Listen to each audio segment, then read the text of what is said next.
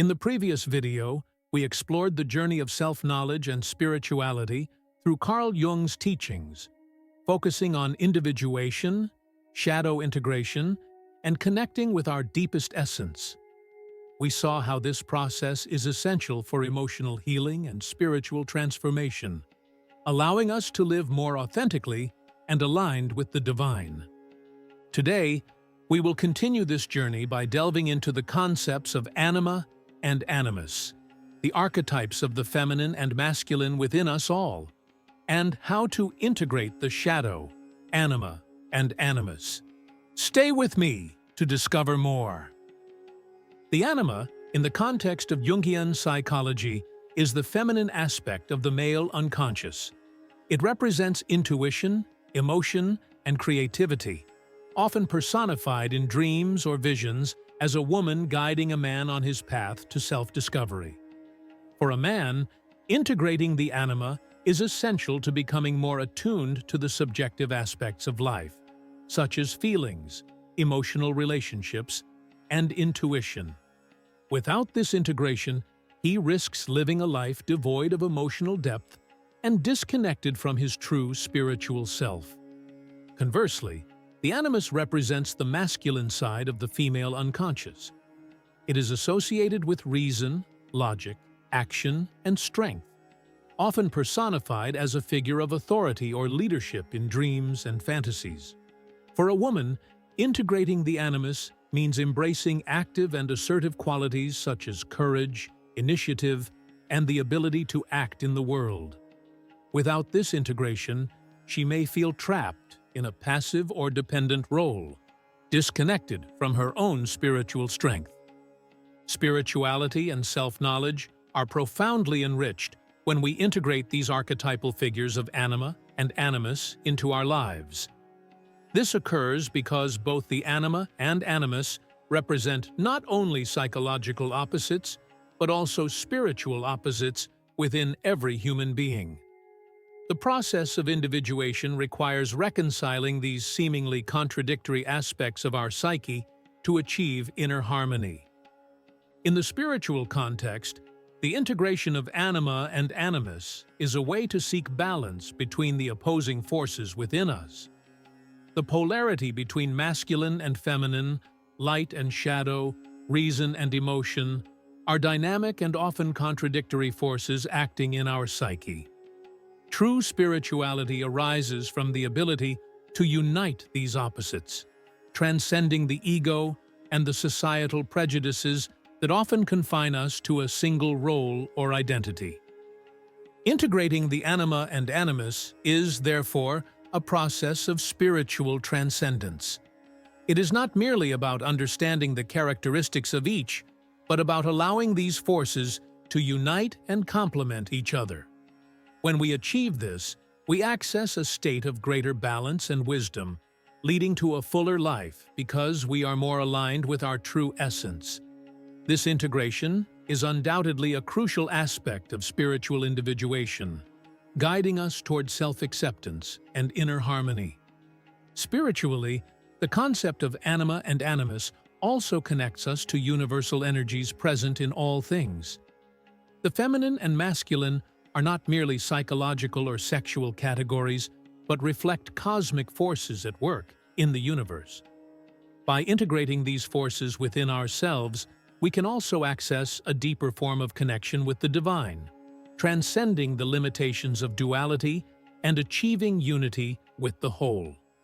This process of uniting opposites mirrors the alchemical process of spiritual transformation, where raw matter is refined into gold, and opposing energies unite to create something new and elevated. Jung believed that contact with the anima and animus could be facilitated through art and creativity, as these archetypal figures express themselves in the unconscious symbolically and often mysteriously. Painting, sculpture, music, and writing are powerful ways to explore these profound aspects of our being, allowing our emotions and most primitive instincts to be brought to consciousness and harmoniously integrated. This integration is not an easy task, as we often feel divided between our instincts and our reason, between our emotional desires and our practical needs. However, it is precisely in accepting these internal dualities that the highest spiritual path is found. When we embrace both our rationality and sensitivity, our strength and vulnerability, we transcend the limits of the ego and experience a purer state of spiritual connection. By integrating the anima and animus, spiritual energy flows more freely within us, enabling us to become more authentic, compassionate, and aware. The spiritual journey is not a linear process, but a constant dance between these internal opposites that, when harmonized, lead us to a state of deep peace and spiritual fulfillment. The balance of these forces, therefore, is not just a psychological matter, but a path to spiritual transcendence and understanding of our true nature. The integration of anima and animus is an invitation for us to become more complete beings, unafraid of the opposites within ourselves, but embracing them as essential parts of our spiritual growth. When we accept and integrate these forces, we are ready to live a more authentic and spiritually enlightened life. The shadow, a central concept in Jungian psychology, is one of the most challenging and powerful facets of our process of individuation and self-knowledge. It represents the repressed, denied, or unknown aspects of ourselves, the traits and impulses we do not want to recognize or that society teaches us to reject. However, Jung warns us that the shadow holds much of our transformative and spiritual potential. Facing and integrating the shadow is, therefore, one of the most profound and spiritual steps in the journey of self-discovery. The shadow is not merely the bad or negative side of our personality, as it is often interpreted. Instead, it is the hidden side that does not fit societal norms or expectations of how we should be. At some point in our lives, we tend to hide or deny parts of ourselves that do not align with our idealized image or what is acceptable in society's eyes. The shadow, therefore, comprises those facets of our being that were not accepted or understood, but are nonetheless integral to our wholeness. Spiritually, encountering the shadow is a deeply transformative experience. By confronting our fears, weaknesses, repressed desires, and destructive patterns, we begin to free our soul from the chains of the unconscious. The shadow is the part of us that holds the keys to our inner healing. When we avoid or deny these aspects, they continue to influence our lives indirectly, shaping our behaviors, reactions, and even emotional and physical illnesses. Jung teaches us that the shadow must be faced directly, not ignored. Accepting the shadow is not an invitation to embrace the evil within us, but to recognize that our being's totality includes both light and darkness. Spirituality, in many paths, suggests that we can only access our true essence when we can look at our inner shadows without fear or judgment. Only by recognizing and accepting these parts of ourselves can we begin to integrate them and achieve true spiritual transformation. By integrating the shadow, we not only release blocked energies, but also create space for greater spiritual self-understanding. In many spiritual traditions, true wisdom and growth come from the ability to look into the darkness without being consumed by it, recognizing that within the darkness lies potential light. This process of integrating the shadow can be described as a journey of enlightenment, where, by accepting our darkness, we find a depth of inner light. Meditation and self-reflection are essential practices to help identify and integrate the shadow. It is important to set aside time each day to look within. When we allow ourselves to be still and introspective, thoughts, feelings, and images often arise that connect us to these parts of our psyche we typically try to avoid. By bringing them to consciousness, we have the opportunity to transform them, releasing their energy and potential for our spiritual growth. This transformation can occur through forgiveness, acceptance, and internal reconciliation, which can be approached in various ways. Spiritually, integrating the shadow makes us more complete and connected to our true divine essence. This integration teaches us humility, compassion, and acceptance of ourselves and others. Recognizing that everyone has their shadows and that no one is perfect allows us to cultivate a more open and compassionate heart. When we embrace our shadow, we free ourselves from the need to project it onto others, and, in doing so, cultivate true spiritual peace. Furthermore, the transformation of the shadow is an essential part of the individuation process, leading to spiritual unity with the divine and the universe. Jung believed that as we integrate the shadowy parts of our psyche, we begin to connect with a deeper level of cosmic consciousness, where the ego dissolves and the spirit expands. This integration process is not easy, but is essential to achieving true inner peace and spiritual harmony.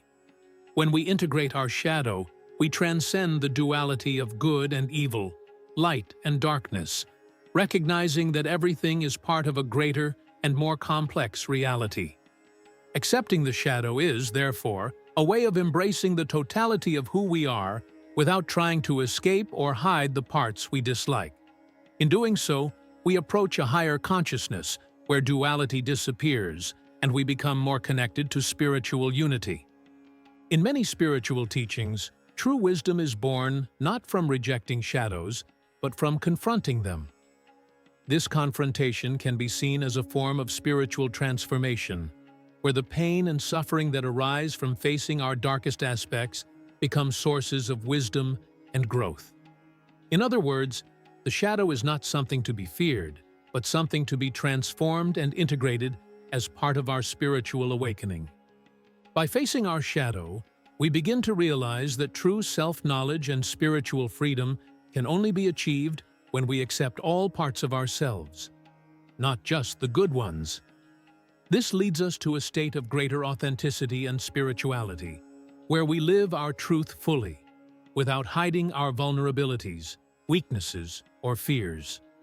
On the spiritual path, the integration of anima and animus is often seen as an essential practice for achieving spiritual unity and deep self-awareness. In many mystical and esoteric traditions, the process of inner alchemy is not just a metaphor, but a practical reality of transforming the self. Just as in ancient alchemy, where base metals were transformed into gold, the true inner work of integrating these contrasexual energies results in the transmutation of the soul, leading us to an immeasurable spiritual depth. To understand the importance of this integration in a spiritual context, we must view the functions of anima and animus in a more mystical way. The anima, the inner feminine force, is associated with intuition, receptivity, and the ability to connect deeply with the spiritual world. She guides us into the hidden dimensions of the soul, often expressing herself through dreams and spiritual visions. The animus, on the other hand, represents the masculine energy associated with reason, inner strength, and the ability to act. He embodies our spiritual assertiveness, pushing us to act in the physical world with courage and clarity of purpose. Spiritually, integrating these two forces symbolizes the unification of opposites. This is a universal principle present in various spiritual traditions, such as the Taoist concept of yin-yang, where light and darkness, masculine and feminine, spirit and matter coexist in harmony. In its totality, the human psyche is a unity that must transcend dualities to achieve a state of balance and spiritual fulfillment. Through the integration of anima and animus, the individual can experience a state of wholeness. This wholeness is the experience of living in harmony with all aspects of the self: physical, emotional, mental, and spiritual. However, achieving this integration requires a profound process of self-knowledge, often painful but essential. It is like the path of the spiritual warrior, where internal struggles and confrontations with the unconscious transform and reveal our true selves.